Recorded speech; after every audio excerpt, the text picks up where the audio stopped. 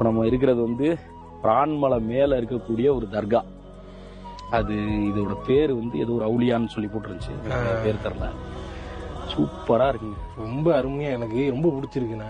இந்த பக்கம் மலைக்கு இந்த இந்த பாறை இருக்கு பாருங்க, இங்க விநாயகர், அந்த பக்கம் மலையில முருகர், பாலமுருகன், இங்க வந்து தர்கா, நடுவுல ஒரு அருமையான தர்கா ஒண்ணு.